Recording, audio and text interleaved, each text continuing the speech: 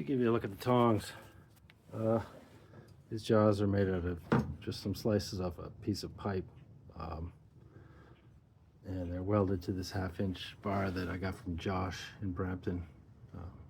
They might look familiar if you saw the road trip video.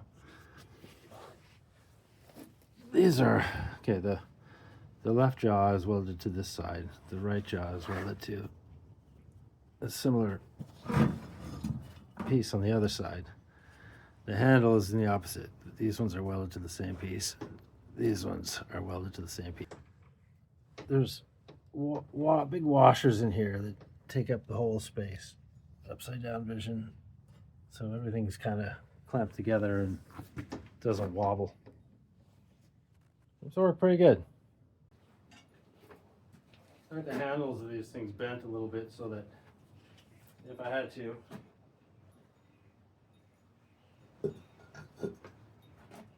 closes enough that I could lift it one-handed. The furnace comes up to about here. Handle this long, should be no problem. It's well above the rim of the furnace. Right in front of my belly, but what are you going to do? So I think these things are just about ready. I mean, you know what I could do is put a little handle here so that I could grab another hand like that to get up a little higher without having to be reaching up so high. I'll think about that.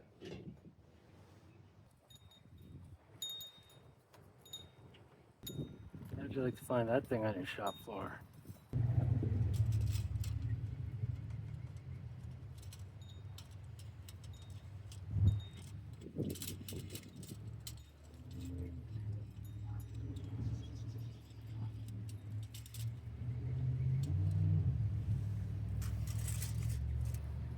I'm not flipping you over again. So, a couple of last details. We got, I ground the corners off a nut so it would fit in there for this to screw into. So now I have a lever to tilt this thing with. Got my heat shield. Fits pretty good. It doesn't flop around too much, but it'll move when I want it to. And the shank. So yeah. This is about ready to go. I might give the welds another once over, but they seem like they're pretty good. I banged it off the driveway a few times and nothing fell apart. And I'll have no more excuses but to start with the iron casting experiments. Wow. Hopefully you'll be able to see and hear me okay. New phone setup. Well, hopefully it'll be better audio at least. Anyway, who cares? No point making all this green sound if I'm never going to try it, right? So, I don't know what to cast. So I'm just going to grab some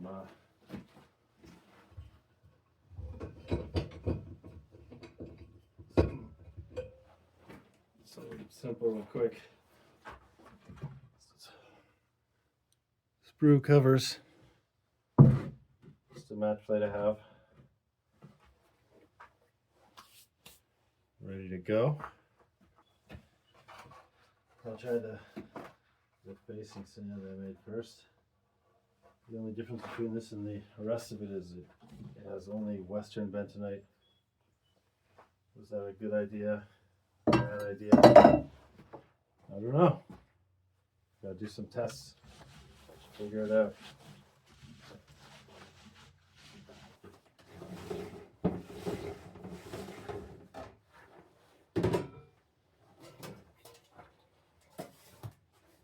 Now into the regular sand, whatever you want to call it.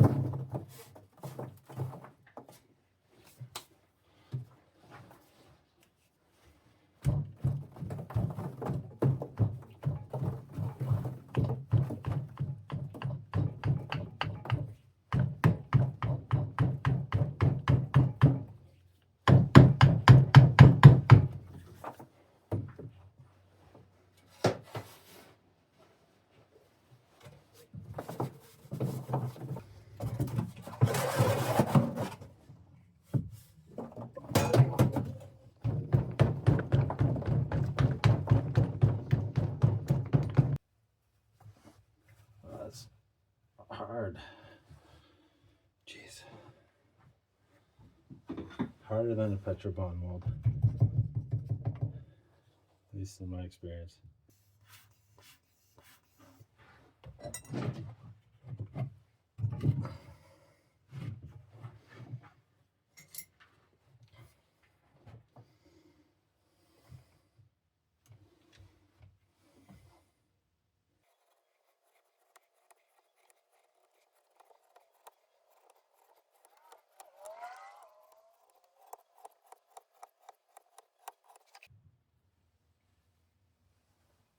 Go to the boring side. I'm not going to do the gating any different on these first tests because honestly I'm not sure what I should change, so we'll see what happens. It's already built into the match plate, so what am I going to do?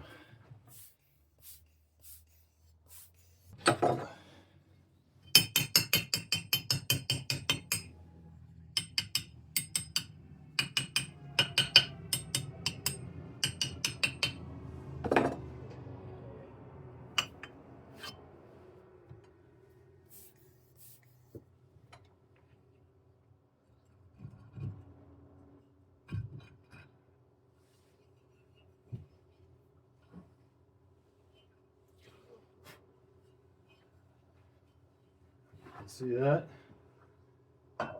Pulled pretty much perfectly clean. Shouldn't have to do much to it.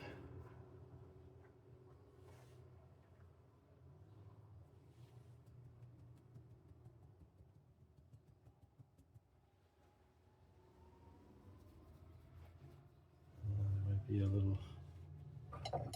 little nub underneath the sprue. Looks like it came up. There's really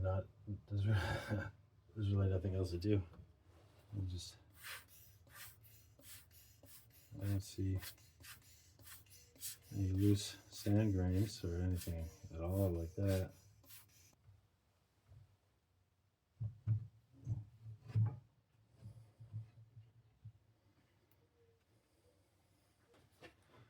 They're just sprue covers anyway. So comes this down there and goes down the sprue. It's not a big deal.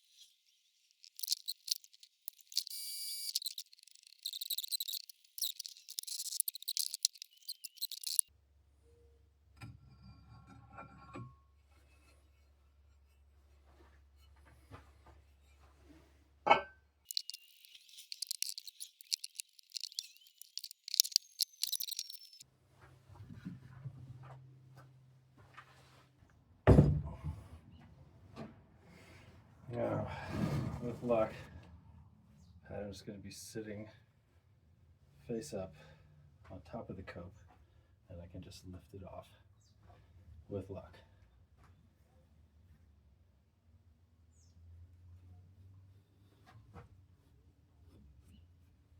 There it is. Very nice.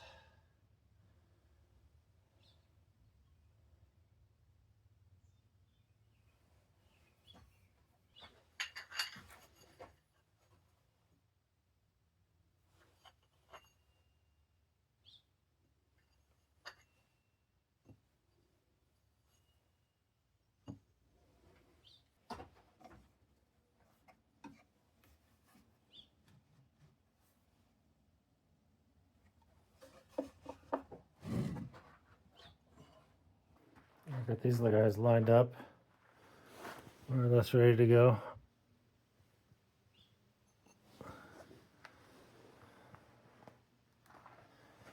I'm gonna let them Let them dry out for a couple days though. Won't do them any harm, and might do me some good. Well, I've been busting up these brake rotors for the cast iron. Got as far as I could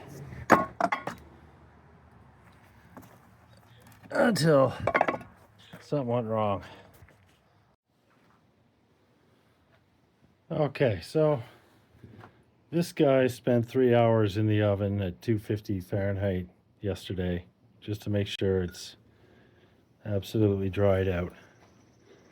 Today, I cure it, season it, prepare it, whatever you want to call it, for actual use in metal casting.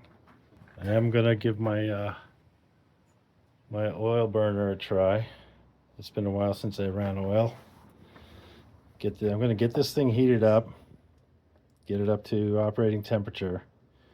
Then I'm gonna put the crucible in it and close it down for an hour to let the crucible soak in some heat a little more slowly. I don't have a programmable kiln or anything like that. So this is what we're doing. I got the idea from HT1. Before, what I've always done is just do the thing with the oven to get it warmed up and then just throw it in, and maybe don't go full blast right away, but bring it up to glowing and then let it sit in the furnace overnight. I'm gonna heat it up a little more slowly this time.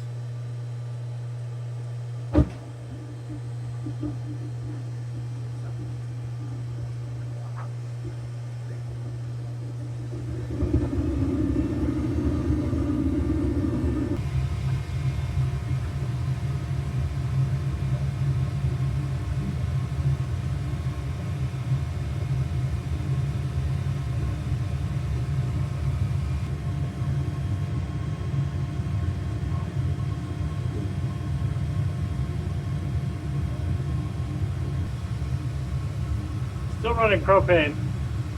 Hopefully I'll be able to switch it off soon. Get it running on straight diesel. That did meant to be. It's been a couple of years, so I gotta get used to it.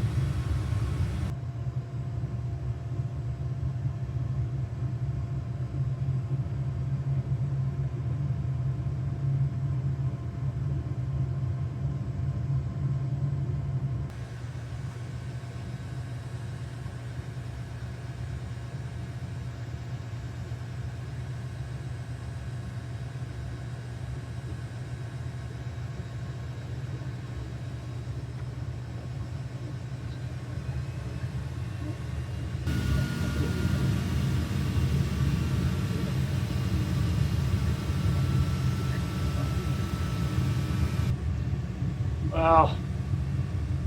It's not roaring on diesel the way I thought it would. It could be because this diesel is a few years old. I'm hoping that's why it's not burning like I hope. I'm gonna use up pretty much all of it anyway. I'll have to get more.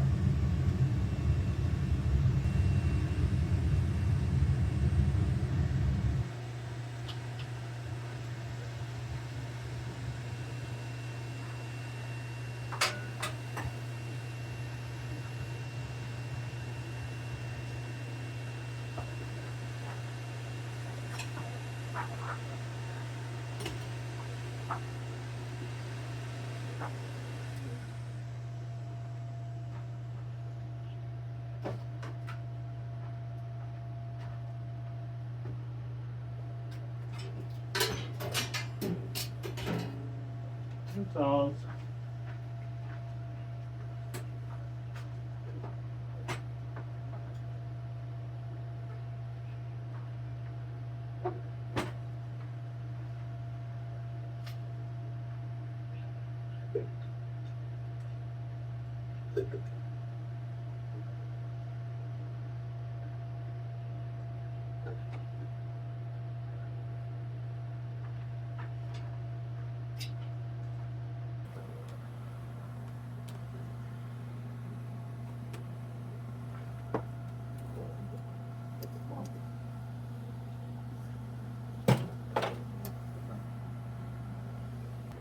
Cover this up. I'm gonna come back in about an hour, light up the furnace again, and then I'll heat it up with the crucible in it.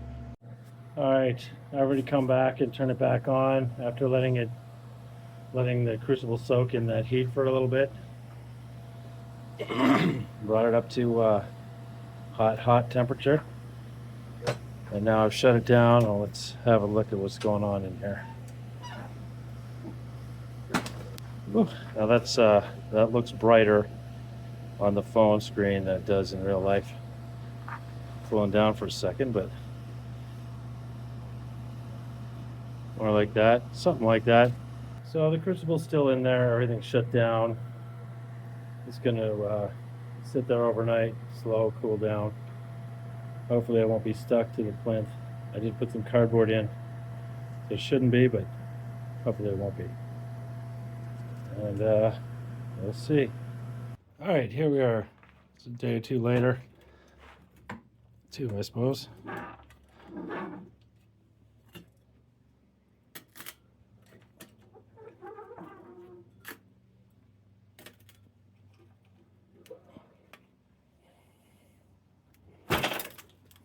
Let's see what we got here.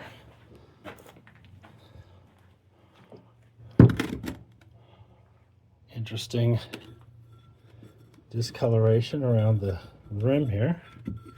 Not sure what that's about. The glaze looks like glaze is intact otherwise. It's kind of funny though. Make myself a skim tool. I need to radius that end off. I'll just eyeball it.